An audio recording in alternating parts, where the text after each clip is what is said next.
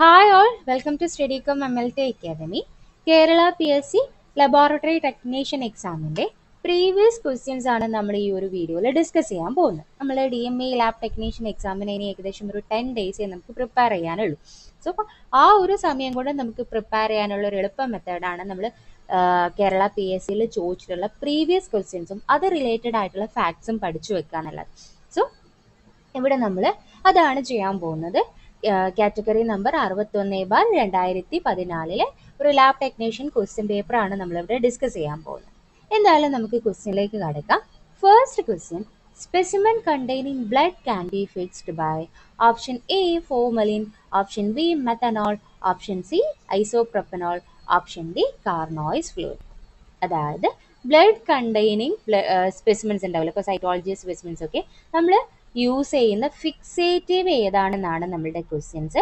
അപ്പോൾ blood containing specimens നമുക്ക് ഏത് ഫിക്സേറ്റീവ് യൂസ് ചെയ്യാം? യെസ്, കറക്റ്റ് ആൻസർ ആയിട്ട് വരുന്നത് ഓപ്ഷൻ ഡി ആണ്, അതായത് കാർനോയിസ് ഫ്ലൂയിഡ് ആണ്.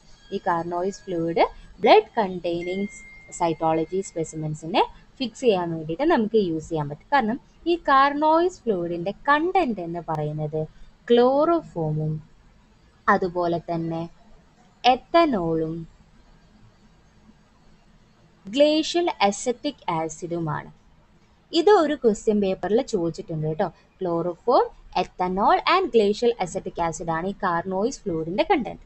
ഇങ്ങനെ കാർനോയിസ് ഫ്ലൂയിഡിൻ്റെ കണ്ടന്റ് ഏതാ എന്നുള്ള രീതിയിൽ ഒരു ക്വസ്റ്റ്യൻ ഉണ്ടായിരുന്നു. സോ ഇതിലെ ഗ്ലേഷ്യൽ അസറ്റിക് ആസിഡ് നമ്മൾ RBCസിനെ ലൈസ് ചെയ്യും. അപ്പോൾ നമ്മൾ ബ്ലഡി സ്മിയേഴ്സ് ആണ് അല്ലെങ്കിൽ ബ്ലഡി സ്പെസിമെൻസ് ആണ് നമ്മൾ ഈ കാർനോയിസ് ഫ്ലൂയിഡിൽ ഇട്ട് വെക്കുന്നതെങ്കിൽ ഇതിലുള്ള ഗ്ലേഷ്യൽ അസിറ്റിക് ആസിഡ് ബ്ലഡ് ഉള്ളത് കൊണ്ട് എന്തായാലും RBC ഉണ്ടാവും. സോ RBCനെ ലൈസ് ചെയ്ത് കുറച്ചും കൂടി ക്ലിയർ ആയിട്ട് നമുക്ക് മൈക്രോസ്കോപ്പിക്കലി എക്സാമിൻ ചെയ്യാൻ വേണ്ടിയിട്ട് ഈ കാർനോയിസ് ഫ്ലൂയിഡ് ഹെൽപ്പ് ചെയ്യും എന്നുള്ളതാണ്. സോ അതുകൊണ്ടാണ് നമ്മൾ കാർനോയിസ് ഫ്ലൂയിഡ് ബ്ലഡ് കണ്ടെയ്നിങ് സ്പെസിമെൻസിനെ യൂസ് ചെയ്യുന്നത്. ഓക്കെ, ഇനി നമുക്ക് അടുത്ത ക്വസ്റ്റ്യനിലേക്ക് പോവാം.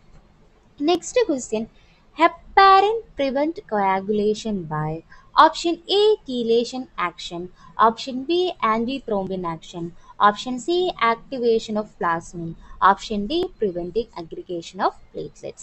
അതായത് ഹെപ്പാരിൻ എന്ന് പറയുന്നത് ഒരു ആൻറ്റി കൊയാഗുലൻ്റ് ആണ്. അതായത് കൊയാഗുലേഷൻ എന്ന് പറയുന്ന പാത്വേ അല്ലെങ്കിൽ കൊയാഗുലേഷൻ പ്രിവെൻറ്റ് ചെയ്യുന്ന ബ്ലഡ് ക്ലോട്ടിങ്ങിനെ പ്രിവെൻറ്റ് ചെയ്യുന്ന ഒരു ഏജൻ്റാണ്. നാച്ചുറൽ ആയിട്ടുള്ള ഒരു ആൻറ്റി കൊയാഗുലൻ്റ് ആണ് ഹെപ്പാരിൻ എന്ന് പറയുന്നത്.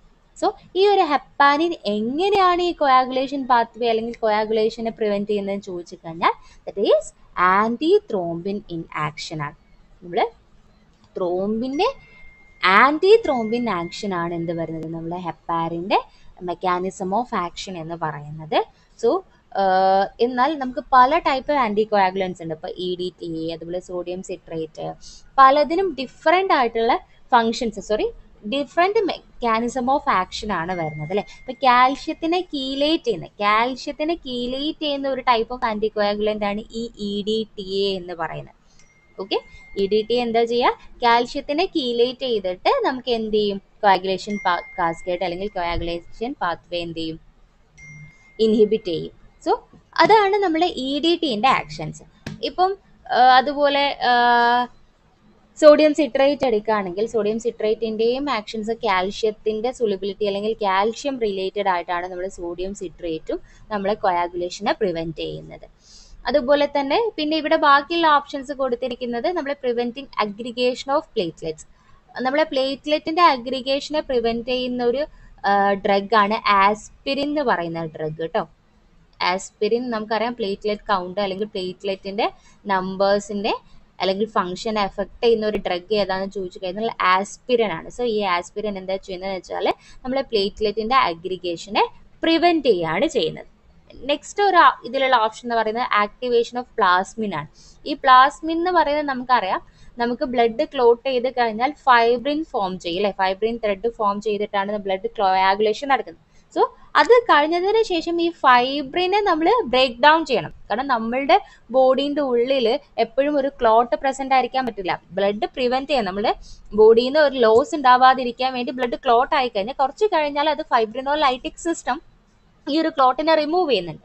സോ ഈ ഫൈബ്രിനെ ബ്രേക്ക് ഡൗൺ ചെയ്യാൻ ഹെൽപ്പ് ചെയ്യുന്ന ഒരു സബ്സ്റ്റൻസ് ആണ് ഈ പ്ലാസ്മിൻ എന്ന് പറയുന്നത്. സോ ഞാൻ ജസ്റ്റ് ആ ഒരു ഓപ്ഷനിൽ ഉണ്ടായതുകൊണ്ട് പറഞ്ഞു എന്നേ ഉള്ളൂ.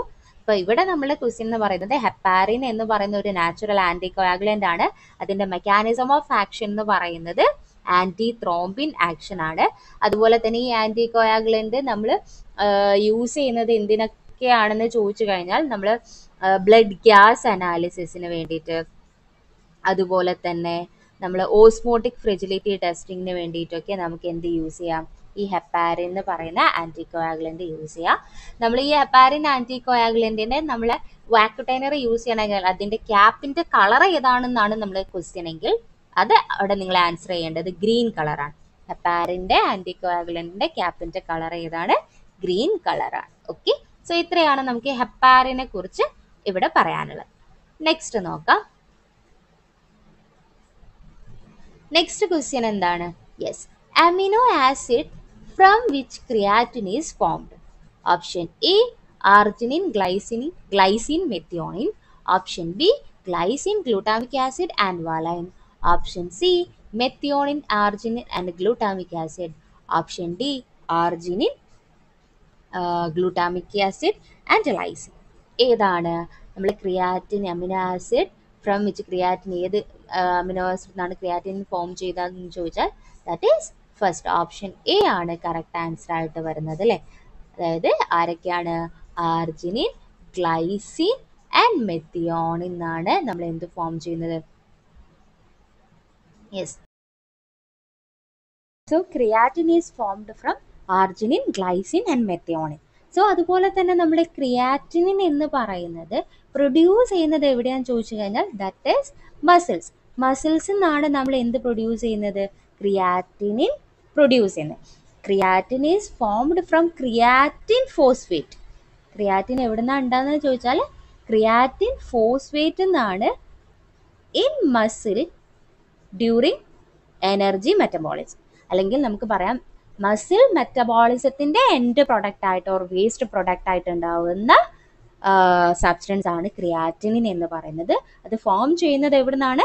ക്രിയാറ്റിൻ ഫോസ്ഫേറ്റ് എന്നാണ്. ഓക്കെ, ഈ ക്രിയാറ്റിനിൻ എന്ന് പറയുന്നത് മസിൽസ് നിന്നാണ് ഫോം ചെയ്യുന്നതെന്ന് പറഞ്ഞു. ഇത് നമ്മളുടെ ബോഡിയിലേക്ക് അല്ലെങ്കിൽ ബ്ലഡിലേക്ക് എൻ്റർ ചെയ്തിട്ട് നമ്മളെ കിഡ്നി വഴിയാണ് ഇത് എന്ത് ചെയ്യുന്നത്? എക്സ്ക്രീറ്റ് ചെയ്ത് പോകുന്നത്. ക്രിയാറ്റിനിൻ എന്ന് പറയുന്ന ഒരു വേസ്റ്റ് ആണ് അല്ലേ. സോ അത് നമ്മുടെ കിഡ്നി വഴിയാണ് എക്സ്ക്രീറ്റ് ചെയ്ത് പോകുന്നത്. ഇനിയിപ്പോൾ ബ്ലഡിൽ ക്രിയാറ്റിനിൻ കൂടിക്കഴിഞ്ഞാൽ സത്യത്തിൽ നമ്മൾ അതിൻ്റെ കിഡ്നീൻ്റെ ഡിസ്ഫങ്ഷൻ ആണ് അതിനെ ഡിനോട്ട് ചെയ്യുന്നത്. കാരണം കിഡ്നിയാണ് ഇതിനെ അരിച്ച് മാറ്റേണ്ട ആൾ. Okay, that is formed in muscles and excreted through kidney. Okay, next question നോക്കിയാലോ. Yes, next question എന്താണ്? Which among the following diseases not transmitted through blood transfusion? Option A HIV, Option B hepatitis B, Option C filariasis, Option D hepatitis C. അതായത് blood transfusion വഴി transmit ചെയ്യാത്ത അസുഖം ഏതാണെന്നാണ് ചോദിച്ചിട്ടുള്ളത്. Transmit ചെയ്യുന്നതല്ല. അപ്പോൾ HIV, hepatitis B, hepatitis C and filariasis. ഏതാണ് correct answer? Yes, filariasis. HIV-യും hepatitis ബിയും ഹെപ്പറ്റൈറ്റിസ് സിയും ഒക്കെ അപ്പോൾ ബ്ലഡ് ട്രാൻസ്ഫ്യൂഷൻ വഴി ട്രാൻസ്മിറ്റ് ചെയ്യുന്ന അസുഖമാണ്. കാരണം ഈ ഒരു ഫൈലേറിയാസിസ് എന്ന് പറയുന്നത് ഒരു പാരസൈറ്റിക് ഇൻഫെക്ഷൻസ് ആണ് അല്ലേ. ഫൈലേറിയൽ വേംസ് അല്ലെങ്കിൽ ഫൈലേറിയ പ്രൊഡ്യൂസ് ചെയ്യുന്ന ഒരു കണ്ടീഷനാണ് ഫൈലേറിയാസിസ് എന്ന് പറയുന്നത്. സോ ഇതൊരു പാരസൈറ്റിക് ഇൻഫെക്ഷൻ ആണ്.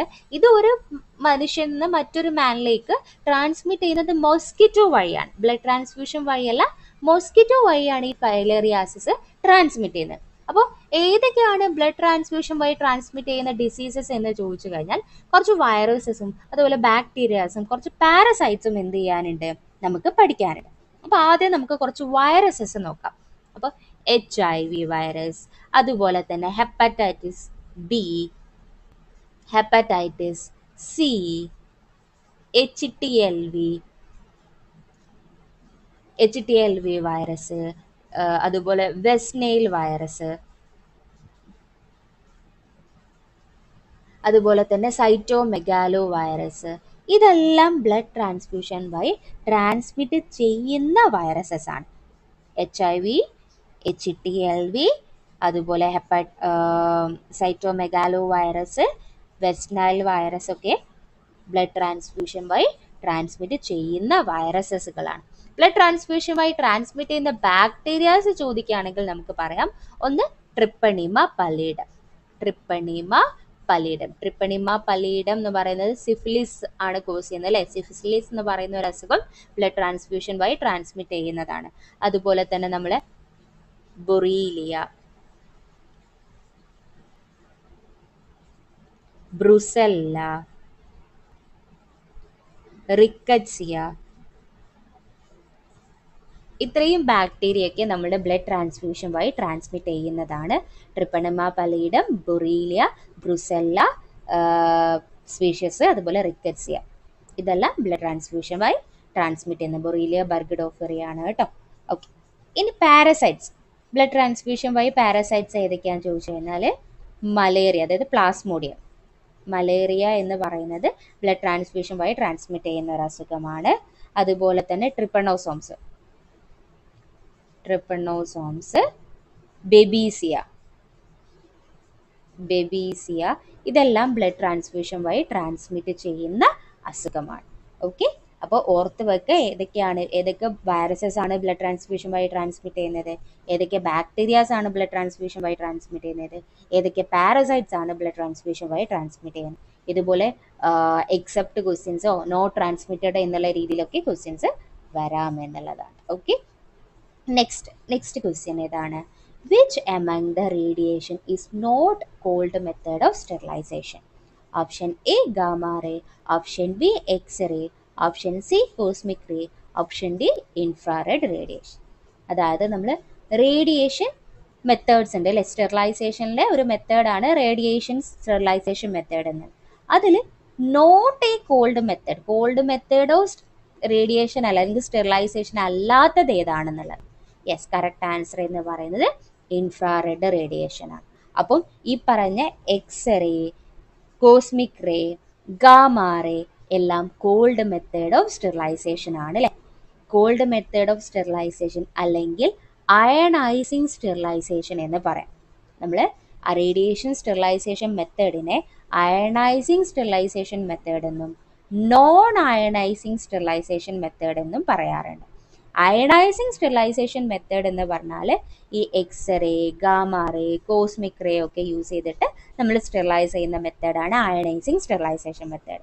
നമുക്കത് സിറിഞ്ചസ്, അതുപോലെ കത്തീറ്റേഴ്സ് ഒക്കെ നമുക്ക് സ്റ്റെറിലൈസ് ചെയ്യാൻ വേണ്ടിയിട്ട് ഈ അയണൈസിങ് റേഡിയേഷൻ മെത്തേഡ് യൂസ് ചെയ്യാം. അതായത് ഹീറ്റ് സെൻസിറ്റീവ് ആയിട്ടുള്ള മെറ്റീരിയൽസ് ഒക്കെ നമുക്ക് ഈ അയണൈസിങ് റേഡിയേഷൻ മെത്തേഡ് യൂസ് ചെയ്തിട്ട് ചെയ്യാവുന്നതാണ്. എന്നാൽ നോൺ അയണൈസിങ് റേഡിയേഷൻ മെത്തേഡ് എന്ന് പറയുമ്പോൾ അത് നമ്മളെ ഈ ഒരു ഇൻഫ്രാറെഡ് റേഡിയേഷൻസ്, അങ്ങനെയുള്ള UV, ഇൻഫ്രാറെഡ് ഒക്കെ യൂസ് ചെയ്തിട്ട് ചെയ്യുന്ന മെത്തേഡാണ് ഈ non ionizing radiation. Mainly UV ലൈറ്റൊക്കെ യൂസ് ചെയ്തിട്ടായിരിക്കും നമ്മൾ നോൺ അയണൈസിങ് റേഡിയേഷൻ മെത്തേഡ് ചെയ്യുന്നത്. സോ അതിൻ്റെ പെനിട്രേഷൻ എന്ന് പറയുന്നത് ലോ ആയിരിക്കും. സർഫസ് പെനിട്രേഷൻ കുറവായിരിക്കും. സർഫസിൽ മാത്രമായിരിക്കും അതെന്ത് ചെയ്യുന്നത്, സ്റ്റെറിലൈസേഷൻ ചെയ്യുന്നത്. അയണൈസിങ് റേഡിയേഷൻ എന്ന് പറയുമ്പോൾ അതിൻ്റെ പെനിട്രേഷൻ ഹൈ ആയിരിക്കും, ഡീപ്പായിട്ടുള്ള പെനിട്രേഷൻസ് ഉണ്ടാവും അയണൈസിങ്ങിൽ. നോൺ അയണൈസിങ്ങിൽ സർഫസ് പെനിട്രേഷൻസ് മാത്രമേ ഉണ്ടാവുള്ളൂ. സർഫസ് സ്റ്റെറിലൈസേഷന് മാത്രമേ അതെന്ത് ചെയ്യുന്നുള്ളൂ, പോസിബിൾ ആയിട്ടുള്ളൂ. ഓക്കെ, അപ്പോൾ എന്താണ് അയണൈസിങ്, എന്താണ് ഇപ്പോൾ ഇതിൽ കോൾഡ് മെത്തേഡ് ഓഫ് സ്റ്റെറിലൈസേഷൻ ആണ് നമ്മൾ അയണൈസിങ് റേഡിയേഷൻ എന്ന് പറയുന്നത് കേട്ടോ. അപ്പോൾ രണ്ട് രീതിയിലും ചിലപ്പം ക്വസ്റ്റ്യൻസ് ചോദിക്കാം. അയണൈസേഷൻ റേഡിയേഷൻ മെത്തേഡ് എന്നോ അല്ലെങ്കിൽ കോൾഡ് മെത്തേഡ് ഓഫ് സ്റ്റെറിലൈസേഷൻ എന്നോ ചോദിച്ചാലും രണ്ടും ഒന്നാണെന്ന് ആദ്യം പഠിച്ചു വെക്കും. Next question, urobilinogen is absent in urine in which type of jaundice? Option A haemolytic jaundice, option B obstructive jaundice, option C hepatic jaundice, option D both A and C. അതായത് urobilinogen absent ആവുന്നത് ഏത് type of ജോണ്ടിസിലാണ്? That is obstructive jaundice. Urobilinogen എന്ന് പറഞ്ഞാൽ എന്താണ്? നമുക്കറിയാം RBCന്റെ break down product, RBC break down ചെയ്തുണ്ടാവുന്ന പ്രൊഡക്റ്റ് ആണ് ബിലിറുബിൻ എന്ന് പറയുന്നത്. ഈ ബിലിറുബിൻ നമ്മളുടെ ലിവർ ആണ് എക്സ്ക്രീറ്റ് ചെയ്യുന്നത്, അല്ലെങ്കിൽ ഈ ബിലിറുബിൻ നമ്മളുടെ ലിവർ കോൺജുഗേഷൻ കഴിഞ്ഞിട്ട് നമ്മളുടെ ഇൻഡസ്റ്റൈനിലെത്തും. ലിവറിന് ഈ ബിലിറുബിൻ നമ്മളെ ഇൻഡസ്റ്റൈനിലെത്തിയിട്ട് ഇൻഡസ്റ്റൈനിൽ വെച്ചിട്ട് ഈ ബിലിറുബിൻ എന്തായിട്ട് കൺവേർട്ട് ചെയ്യും? യൂറോബിലിനോജൻ ആയിട്ട് കൺവേർട്ട് ചെയ്യും. ഈ യൂറോബിലിനോജൻ നമ്മളുടെ കിഡ്നി വഴി എക്സ്ക്രീറ്റ് ചെയ്ത് പോവാണ്. സിമ്പിൾ ആയിട്ട് അതിന്റെ പാത്വേ പറഞ്ഞിട്ടുള്ളൂ. ഇതിൽ പല സ്റ്റെപ്സുകളും വേറെ ഉണ്ട്. എന്താണ് യൂറോബിലിനോജൻ അറിയാൻ വേണ്ടി മാത്രം. അതായത് യൂറോബിലിനോജൻ എന്ന് പറഞ്ഞാൽ ലിവർ എക്സ്ക്രീറ്റ് ചെയ്യുന്ന ഈ ഒരു ബിലിറുബിൻ ഇൻഡസ്റ്റൈനിൽ വെച്ചിട്ട് യൂറോബിലിനോജൻ ആയിട്ട് കൺവേർട്ട് ചെയ്യാൻ, അത് യൂറിനിൽ കൂടെ എക്സ്ക്രീറ്റ് ചെയ്ത് പോവാണ്. എന്നാൽ നമ്മൾ പല ടൈപ്പ് ഓഫ് ജോണ്ടിസ് പഠിക്കാറുണ്ട്. അതായത് പ്രീ ഹെപ്പാറ്റിക് ജോണ്ടിസ്, അതുപോലെ hepatic jaundice and post hepatic jaundice എന്നുള്ള രീതിയിൽ നമുക്ക് ജോണ്ടിസിനെ ഡിഫറെൻ്റ് ആയിട്ട് ക്ലാസിഫൈ ചെയ്യാം. First one, pre hepatic jaundice. Pre hepatic jaundice എന്ന് പറഞ്ഞാൽ നമ്മളുടെ ലിവറിൽ എത്തുന്നതിൻ്റെ മുന്നേ ഉള്ള സ്റ്റെപ്സ് ആണ്. അതായത് ലിവറിൽ എത്തുന്നതിൻ്റെ മുന്നേ എന്ന് പറയുമ്പോൾ നമ്മുടെ RBC കൂടുതലായിട്ട് ബ്രേക്ക് ഡൗൺ ചെയ്തിട്ട് ഈ ഒരു പ്രീ ഹെപ്പാറ്റിക് ജോണ്ടിസിനെ നമ്മൾ ഹീമോലൈറ്റിക് ജോണ്ടിസ് എന്ന് പറയാറുണ്ട്. Haemolytic jaundice or pre hepatic. കാരണം എന്താ വെച്ചാൽ RBC കൂടുതലായിട്ട് ബ്രേക്ക് ഡൗൺ ചെയ്ത് കഴിഞ്ഞാൽ കൂടുതലായിട്ട് ബിലിറുബിൻ ഉണ്ടാവും. അങ്ങനെ ഉണ്ടാവുന്ന ബിലിറുബിൻ എന്ന് പറയുന്നത് കൂടുതലും ഉണ്ടാവുന്നത് അൺകോൺജുഗേറ്റഡ് ബിലിറുബിൻ ആയിരിക്കും കൂടുക. കാരണം നമ്മളുടെ അൺകോൺജുഗേറ്റഡ് ബിലിറുബിനെ കോൺജുഗേറ്റ് ചെയ്യുന്നത് ലിവറാണ്. കോൺജുഗേഷൻ എന്നുള്ള ഫംഗ്ഷൻ ചെയ്യുന്നത് ലിവറാണ്. അപ്പോൾ കൂടുതലായിട്ട് ബിലിറുബിൻ ഉണ്ടാകുമ്പോൾ, അൺകോൺജുഗേറ്റഡ് ആയിട്ട് ബിലിറുബിൻ ഉണ്ടാകുമ്പോൾ ലിവറിന് എല്ലാത്തിനെയും കൂടി കോൺജുഗേഷൻ ചെയ്യാൻ പറ്റില്ല. അപ്പോൾ ബ്ലഡിൽ അൺകോൺജുഗേറ്റഡ് ബിലിറുബിൻ കൂടും. ഏതിൻ്റെ കേസിൽ? ഹീമോലൈറ്റിക് ജോണ്ടിസിന്റെ കേസിൽ അൺകോൺജുഗേറ്റഡ് ബിലിറുബിൻ കൂടും. സോ അങ്ങനെ അൺകോൺജുഗേറ്റഡ് ബിലിറുബിൻ കൂടിക്കഴിഞ്ഞാൽ, പക്ഷെ കോൺജുഗേറ്റഡ് ബിലിറുബിൻ അല്ലാത്തത് കൊണ്ട് മീൻസ് കുറച്ച് ലിവർ കുറച്ച് ബിലിറുബിനെ കോൺജുഗേറ്റ് ചെയ്യും.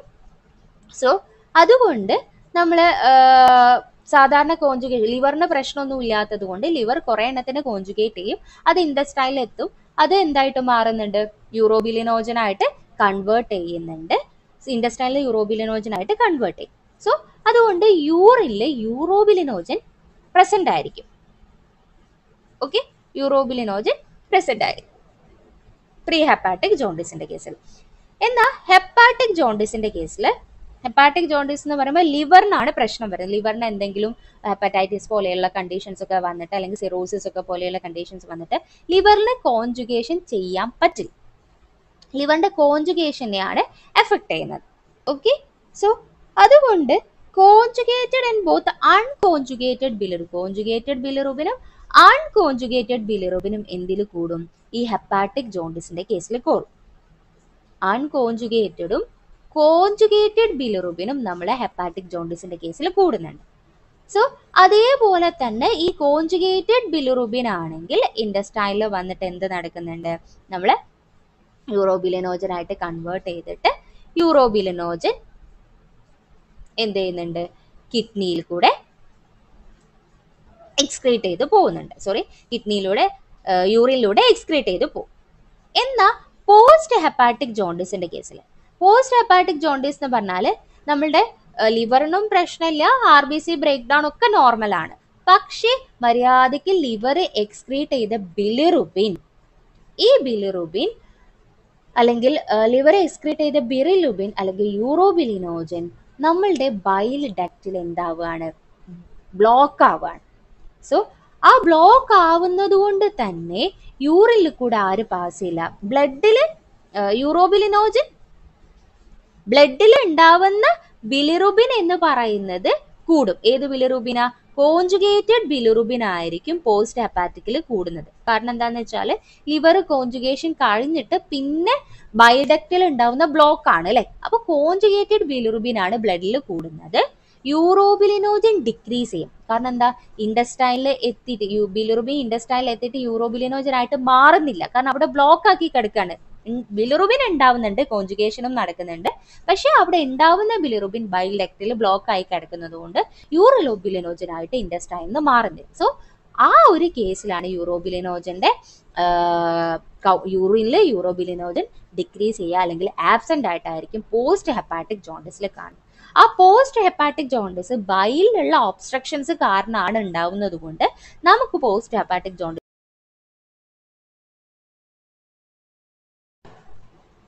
പോസ്റ്റ് ഹെപ്പാറ്റിക് ജോണ്ടിസിനെ നമുക്ക് ഒബ്സ്ട്രക്റ്റീവ് ജോണ്ടിസ് എന്ന് പറയാം. അപ്പോൾ ഒബ്സ്ട്രക്റ്റീവ് ജോണ്ടിസിൽ എന്തുകൊണ്ടാണ് യൂറോബിലിനോജൻ യൂറിനിൽ കാണാത്തതെന്ന് ചോദിച്ചു കഴിഞ്ഞാൽ ബിലിറുബിൻ ലിവറിൽ കോൺജുഗേഷൻ കഴിഞ്ഞിട്ട് റിലീസ് ആവുന്നുണ്ട്. പക്ഷേ അത് ഇൻഡസ്റ്റൈനിലേക്ക് എത്തുന്നില്ല, കാരണം ബൈൽ ഡക്റ്റിൽ ബ്ലോക്ക് ആണ്. സോ ഇൻഡസ്റ്റൈനിൽ മാത്രമേ ഇത് ഈ ബിലിറുബിൻ യൂറോബിലിനോജൻ ആയിട്ട് കൺവേർട്ട് ചെയ്യുള്ളൂ. സോ ഈ ഒരു യൂറോബിലിനോജൻ അതുകൊണ്ട് എന്ത് ചെയ്യുന്നില്ല, ബ്ലോക്ക് കാരണം ഉണ്ടാവുന്നില്ല, അതുകൊണ്ട് യൂറിലെ കൂടെ എക്സ്ക്രീറ്റ് ചെയ്യുന്നില്ല. അതുകൊണ്ടാണ് യൂറോബിലിനോജൻ യൂറിലെ ആബ്സെന്റ് ആയിരിക്കുന്നത്. നെക്സ്റ്റ് ക്വസ്റ്റ്യൻ നോക്കാം.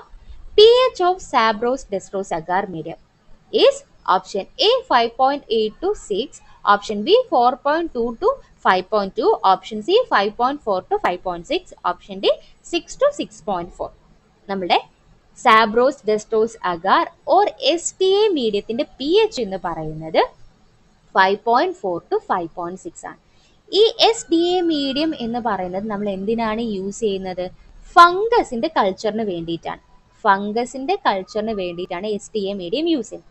എന്തുകൊണ്ടാണ് ഈ 5.6 to 5.4 to 5.6 എന്ന് പറയുന്ന ഒരു അസിഡിക് pH ആണ് അല്ലേ?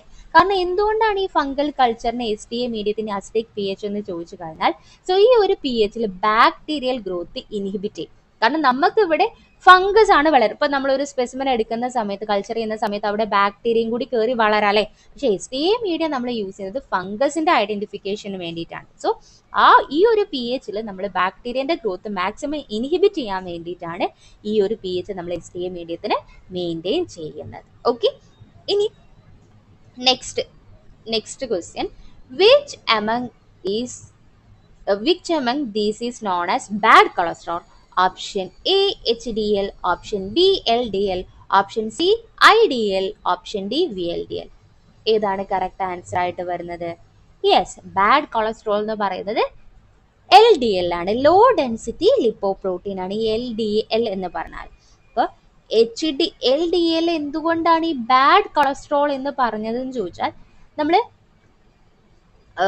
ലിപ്പോ പ്രോട്ടീൻസ് ആണ് അല്ലേ? ഇതെല്ലാം HDL ആയിക്കോട്ടെ, LDL ആയിക്കോട്ടെ, VLDL ആയിക്കോട്ടെ, ലിപ്പോ പ്രോട്ടീൻസ് ആണ്. ഈ ലോ ഡെൻസിറ്റി ലിപ്പോ പ്രോട്ടീൻ്റെ ഫങ്ഷൻ എന്താന്ന് ചോദിച്ചു കഴിഞ്ഞാൽ, നമ്മളുടെ ബോഡിയിലുള്ള കൊളസ്ട്രോളിനെ, അതായത് ലിവറിൽ നിന്നുള്ള കൊളസ്ട്രോളിനെ നമ്മളുടെ ബോഡിയിലുള്ള ടിഷ്യൂസിൽ കൊണ്ടുപോയിട്ട് അല്ലെങ്കിൽ ബ്ലഡ് വെസൽസിനുള്ളിൽ കൊണ്ടുപോയിട്ട് അങ്ങോട്ട് ട്രാൻസ്പോർട്ട് ചെയ്യുക എന്നുള്ളതാണ് ഈ ലോഡ് LDLന്റെ ഫങ്ഷൻ വരുന്നത്.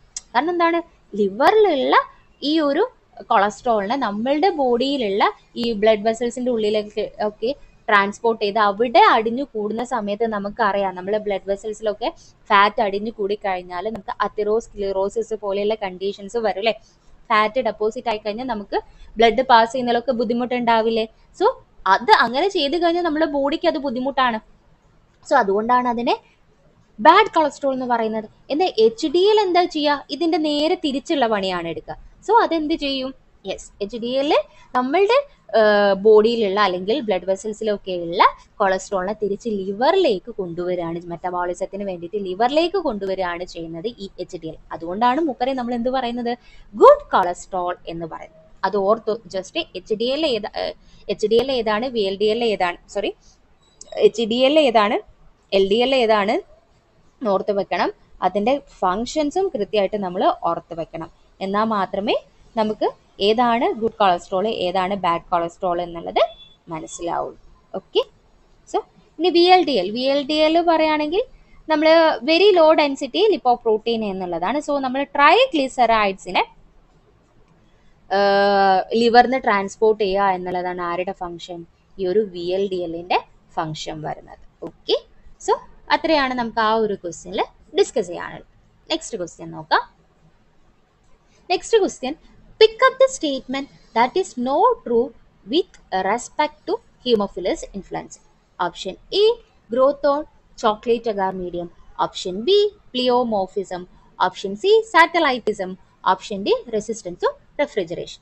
അതായത് നമ്മൾ ഹീമോഫിലസിന്റെ ഇൻഫ്ലുവൻസിനെ കുറിച്ച് ട്രൂ അല്ലാത്ത സ്റ്റേറ്റ്മെന്റ് എന്നാണ് ഇവിടെ ചോദിച്ചിട്ടുള്ളത്. ട്രൂ ആയിട്ടുള്ളതല്ല, ട്രൂ അല്ലാത്ത.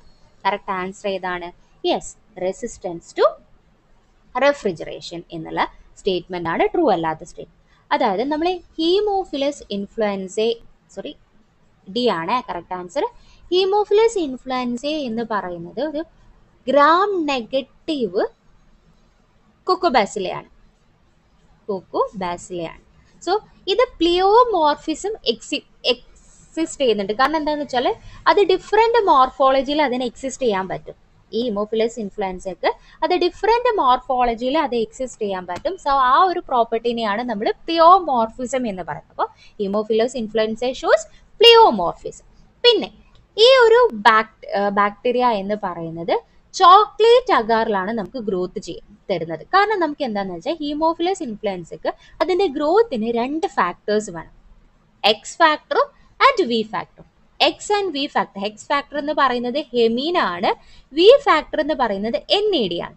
സോ ഈ ഒരു ഫാക്ടേഴ്സ് നമുക്ക് കിട്ടുന്നത് നമ്മുടെ RBC ലൈസ് ചെയ്താൽ മാത്രമേ നമുക്ക് ഈ 2 ഫാക്ടേഴ്സ് അല്ലെങ്കിൽ ഈ ഫാക്ടേഴ്സ് കിട്ടുന്നത്.